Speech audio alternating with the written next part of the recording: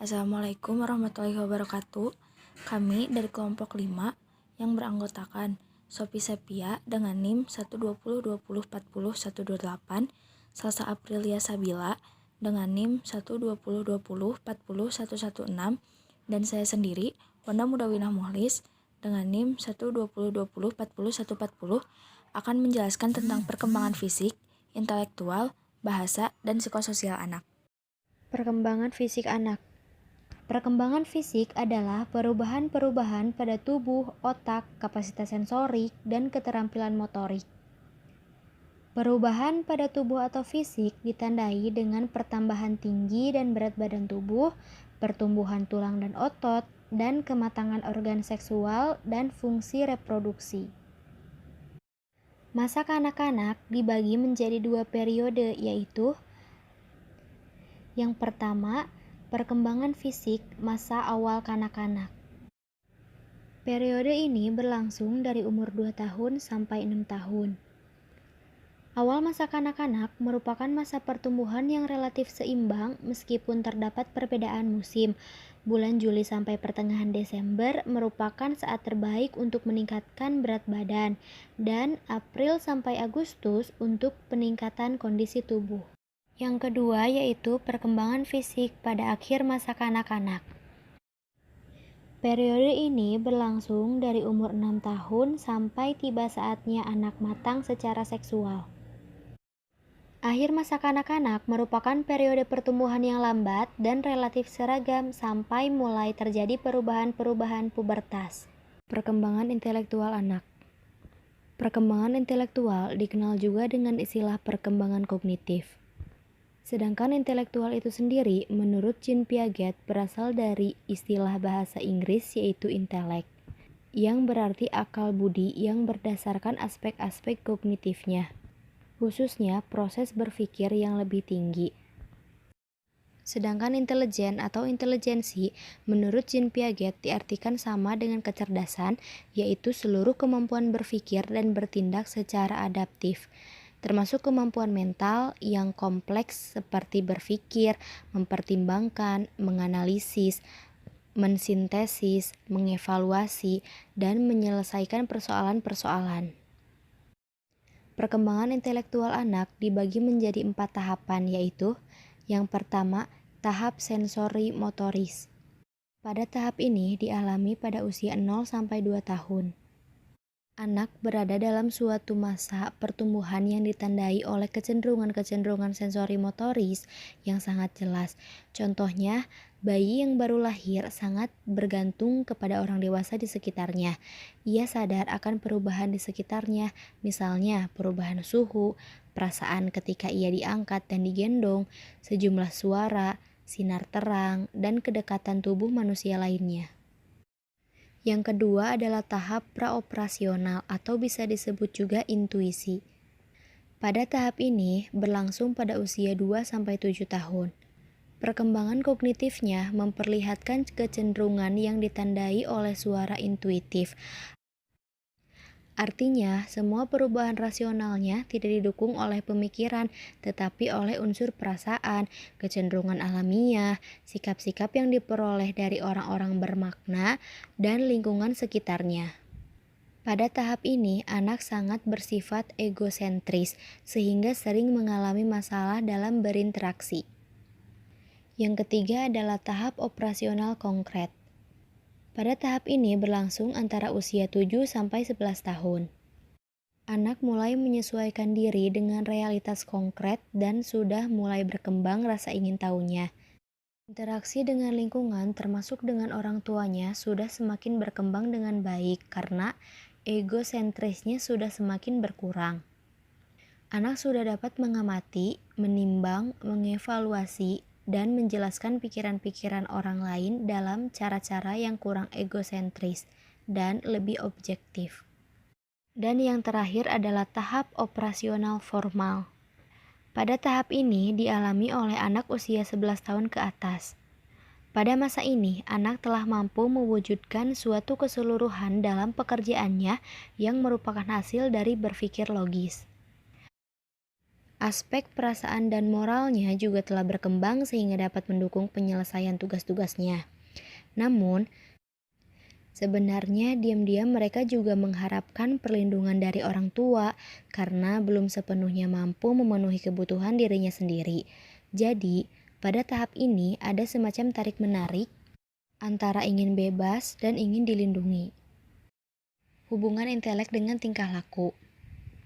Intelijensi menurut Piaget merupakan pernyataan dari tingkah laku adaptif yang terarah terhadap kontak dengan lingkungan. Interaksi antara organisme dengan lingkungannya lebih bersifat interaksi timbal balik. Adapun karakteristik setiap tahapan perkembangan intelek, yang pertama adalah karakteristik tahap sensori motoris.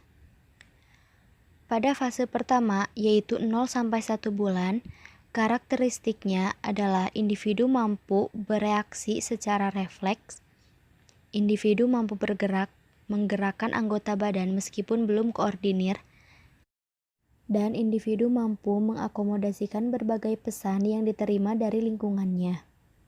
Fase kedua yaitu 1-4 bulan, memiliki karakteristik bahwa individu mampu memperluas skema yang dimilikinya berdasarkan hereditas. Fase ketiga 4-8 bulan, memiliki karakteristik bahwa individu mulai dapat memahami hubungan antara perlakuannya terhadap benda dan akibat yang terjadi pada benda itu. Fase keempat 8-12 bulan, memiliki karakteristik sebagai berikut. Yang pertama, individu mampu memahami bahwa benda tetap ada meskipun untuk sementara waktu hilang dan akan muncul lagi di waktu lain. Yang kedua, individu mulai mampu mencoba sesuatu. Yang ketiga, mampu menentukan tujuan kegiatan tanpa tergantung kepada orang tua. Fase kelima, 12-18 bulan, memiliki karakteristik sebagai berikut. Yang pertama, individu mulai mampu untuk meniru. Yang kedua, individu mulai mampu untuk melakukan berbagai cobaan terhadap lingkungannya secara lebih lancar. Dan fase terakhir yaitu fase ke-6, 18-26 bulan, memiliki karakteristik yaitu individu mulai mampu untuk mengingat dan berpikir. Individu mampu untuk berpikir dengan menggunakan simbol-simbol bahasa sederhana. Individu mampu berpikir untuk memecahkan masalah sederhana sesuai dengan tingkat perkembangannya, dan individu mampu memahami diri sendiri sebagai individu yang sedang berkembang. Yang kedua yaitu karakteristik tahap praoperasional. Tahap praoperasional ditandai dengan karakteristik sebagai berikut. Yang pertama, individu telah mengkombinasikan dan mentransformasikan berbagai informasi. Yang kedua, individu telah mampu mengemukakan alasan, menyatakan ide. Yang ketiga, individu telah mengerti adanya hubungan sebab akibat dalam suatu peristiwa konkret. Yang ketiga adalah karakteristik tahap operasional konkret. Tahap operasional konkret ditandai dengan karakteristik menonjol bahwa segala sesuatu yang dipahami sebagaimana yang tampak saja atau sebagaimana kenyataan yang mereka alami. Dan yang terakhir adalah karakteristik tahap operasional formal. Yang pertama, individu dapat mencapai logika dan rasio serta dapat menggunakan abstraksi. Yang kedua, individu mulai mampu berpikir logis dengan objek-objek abstrak. Yang ketiga, individu mulai mampu memecahkan persoalan-persoalan yang bersifat hipotesis. Yang keempat, individu bahkan mulai mampu membuat perkiraan di masa depan. Yang kelima, individu mulai mampu untuk mengintrospeksi diri sendiri sehingga kesadaran diri sendiri tercapai. Yang keenam, individu mulai mampu membayangkan peranan-peranan yang akan diperankan sebagai orang dewasa. Dan yang terakhir adalah individu mulai mampu untuk menyadari diri, mempertahankan kepentingan masyarakat di lingkungannya dan seseorang dalam masyarakat tersebut. Faktor-faktor yang mempengaruhi perkembangan intelek kognitif. Yang pertama adalah faktor hereditas. Secara potensial, anak telah membawa kemungkinan apakah akan menjadi kemampuan berpikir setaraf normal, di atas normal, atau di bawah normal. Namun, potensi ini tidak berkembang untuk terwujud secara optimal apabila lingkungan tidak memberinya kesempatan untuk berkembang. Yang kedua adalah faktor lingkungan. Ada dua unsur lingkungan yang sangat penting peranannya dalam mempengaruhi perkembangan intelek anak, yaitu keluarga dan sekolah. Yang pertama adalah keluarga. Intervensi yang paling penting dilakukan oleh keluarga atau orang tua adalah memberi pengalaman kepada anak dalam berbagai bidang kehidupan, sehingga anak memiliki banyak informasi untuk berpikir. Cara yang digunakan misalnya memberi kesempatan kepada anak untuk merealisasikan ide-idenya. Yang kedua adalah sekolah. Sekolah adalah lembaga formal yang diberi tanggung jawab untuk meningkatkan perkembangan anak, termasuk perkembangan berpikir anak. Dalam hal ini, guru hendaknya menyadari bahwa perkembangan intelektual anak terletak di tangannya. Di sini, saya, Salsa Aprilia Sabila, akan menjelaskan mengenai perkembangan bahasa. Yang pertama ada pengertian bahasa. Bahasa adalah simbolisasi dari suatu ide atau suatu pemikiran yang ingin dikomunikasikan oleh pengirim pesan dan diterima oleh penerima pesan melalui kode-kode tertentu, baik secara verbal maupun nonverbal. Bahasa digunakan anak dalam berkomunikasi dan beradaptasi dengan lingkungannya, yang dilakukan untuk bertukar gagasan, pikiran, dan emosi. Bahasa biasanya diekspresikan melalui bicara yang mengacu pada simbol verbal. Yang kedua ada dalam Wikipedia, bahasa adalah penggunaan kode yang merupakan gabungan fonem sehingga membentuk kata dengan aturan sintaks untuk membentuk kalimat yang memiliki arti. Dan menurut para pakar, perkembangan fungsi bahasa merupakan proses paling kompleks di antara seluruh fase perkembangan. Menurut Hardiono Pusponegoro. Yang kedua ada fungsi bahasa. Fungsi bahasa merupakan alat komunikasi yang digunakan oleh seorang dalam pergaulannya atau hubungannya dengan orang lain. Bahasa juga merupakan alat bergaul.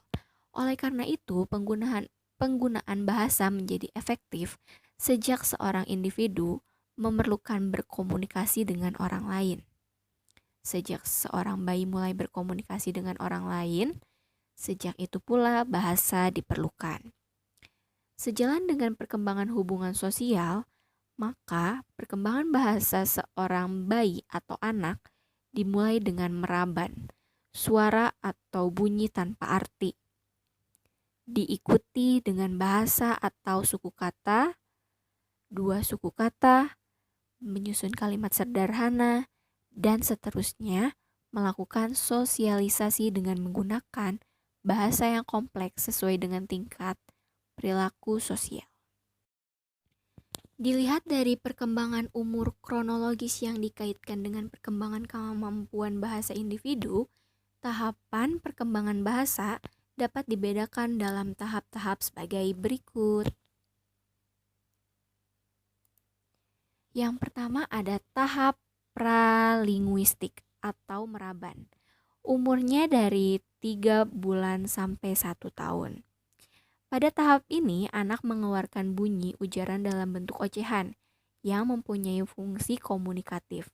Pada umur ini, anak mengeluarkan berbagai bunyi ujaran sebagai reaksi terhadap orang lain yang ada di sekitarnya sebagai upaya mencari kontak sosial. Dan nomor 2, ada tahap holhofrastik atau kalimat satu kata. Umurnya mulai dari 1 tahun sampai 1,8 tahun. Nah, di tahap ini pada usia sekitar 1 tahun, anak mulai mengucapkan kata-kata. Satu kata yang diucapkan oleh anak-anak harus dipandang sebagai suatu kalimat penuh mengucapkan aspek intelektual maupun emosional sebagai cara untuk menyatakan mau tidaknya terhadap sesuatu. Anak menyatakan obial dapat berarti saya mau main mobil-mobilan. Tuh. saya mau ikut naik mobil bersama ayah, atau saya minta diambilkan mobil mainan, dan sebagainya. Tahap kalimat 2 kata dari 1,6 sampai 2 tahun. Pada tahap ini, anak memiliki banyak kemungkinan untuk menyatakan kemauannya dan berkomunikasi dengan menggunakan kalimat sederhana yang disebut dengan istilah kalimat 2 kata yang dirangkai secara tepat. Misalnya, anak mengucapkan mobil-mobilan siapa atau bertanya, itu mobil-mobilan milik siapa, dan sebagainya. Oke, nomor 4 ada tahap perkembangan tata bahasa awal. Itu umurnya mulai dari 2 tahun hingga 5 tahun. Pada tahap ini, anak mulai mengembangkan tata bahasa. Panjang kalimat mulai bertambah, ucapan-ucapan yang dihasilkan semakin kompleks, dan mulai menggunakan kata jamak. Penambahan dan pengayaan terhadap sejumlah dan tipe kata secara berangsur-angsur meningkatkan sejalan dengan kemajuan dalam kematangan perkembangan anak. Oke, yang kelima ada tahap pengembangan tata bahasa lanjutan. Itu mulai dari 5 tahun hingga 10 tahun. Pada tahap ini, anak semakin mampu mengembangkan struktur tata bahasa yang lebih kompleks lagi, serta mampu melibatkan gabungan kalimat-kalimat sederhana dengan komplementasi, relativasi, dan konjungsi. Perbaikan dan penghalusan yang dilakukan pada periode ini mencakup belajar mengenai berbagai kekecualian dan keteraturan tata bahasa dan fonologis dalam bahasa terkait, menurut Taringan 1986. Nah, di sini juga ada yang terakhir, yaitu tahap kompetensi lengkap. Ini mulainya dari 11 tahun hingga dewasa ya teman-teman. Pada akhir masa anak-anak, perbendaharaan kita terus meningkat. Gaya bahasa mengalami perubahan dan semakin lancar serta fasih dalam berkomunikasi. Keterampilan performansi tata bahasanya pun mulai berkembang ke arah tercapainya kompetensi berbahasa secara lengkap sebagai perwujudan dari kompetensi komunikasi. Itu menurut Ali dan Asori 2009. Nah, di sini selanjutnya saya akan membahas tentang faktor-faktor yang mempengaruhi perkembangan bahasa. Berbahasa terkait erat dengan kondisi pergaulan. Nah, oleh karena itu, perkembangannya dipengaruhi oleh beberapa faktor, yaitu yang pertama ada umur anak. Manusia bertambah umur akan semakin matang pertumbuhan fisiknya, bertambah pengalaman, dan meningkatkan kebutuhannya. Bahasa seseorang akan berkembang sejalan dengan pertambahan pengalaman dan kebutuhannya. Faktor fisik juga ikut mempengaruhi sehubungan semakin sempurnanya pertumbuhan organ bicara. Kerja otot-otot melakukan gerakan-gerakan dan isyarat. Pada masa remaja, perkembangan biologis yang menunjang kemampuan berbahasa telah mencapai tingkat kesempurnaan. Dengan dibarengi oleh perkembangan tingkat intelektual, anak akan mampu menunjukkan cara berkomunikasi dengan baik. Nah, yang selanjutnya ada kondisi lingkungan. Lingkungan tempat anak tumbuh dan berkembang menjadi andil cukup besar dalam berbahasa. Perkembangan bahasa di lingkungan perkotaan akan berbeda dengan di lingkungan pedesaan. Begitu pula perkembangan bahasa di daerah pantai, pegunungan, dan daerah-daerah terpencil menunjukkan perbedaan. Pada dasarnya, bahasa dipelajari dari lingkungan. Lingkungan yang dimaksud termasuk lingkungan pergaulan dalam kelompok, seperti kelompok bermain dan kelompok bekerja. Dan ada pula kelompok sosial lainnya. Selanjutnya ada kecerdasan anak. Untuk meniru bunyi atau suara, gerakan dan mengenal tanda-tanda memerlukan kemampuan motorik yang baik, kemampuan intelektual atau tingkat berpikir. Ketepatan meniru memproduksi pembendaharaan kata-kata yang diingat. Kemampuannya menyusun kalimat dengan baik dan memahami atau menangkap maksud suatu pernyataan fisik lainnya. Amat dipengaruhi oleh kerja pikir atau kecerdasan seorang anak. Dan selanjutnya ada status sosial ekonomi keluarga. Nah, keluarga yang berstatus sosial ekonomi yang baik akan mampu menyediakan situasi yang baik bagi perkembangan bahasa anak-anak dengan anggota keluarganya. Rangsangan untuk dapat ditiru oleh anak-anak dari anggota keluarga yang berstatus sosial tinggi berbeda dengan keluarga yang berstatus sosial rendah. Hal ini akan tampak perbedaan perkembangan bahasa bagi anak yang hidup di dalam keluarga terdidik dan tidak terdidik. Dengan kata lain, pendidikan keluarga sangat amat berpengaruh terhadap perkembangan bahasa, gitu teman-teman. Oke, yang terakhir ada kondisi fisik. Kondisi fisik di sini kesehatan anak ya. Seorang anak yang cacat yang terganggu kemampuannya untuk berkomunikasi seperti bisu, tuli, gagap, dan organ suara tidak sempurna akan mengganggu perkembangan dalam berbahasa. Ada dua konsepsi tradisional tentang belajar bahasa. Kedua yang relevan dengan pembahasan ciri-ciri siswa. Gitu.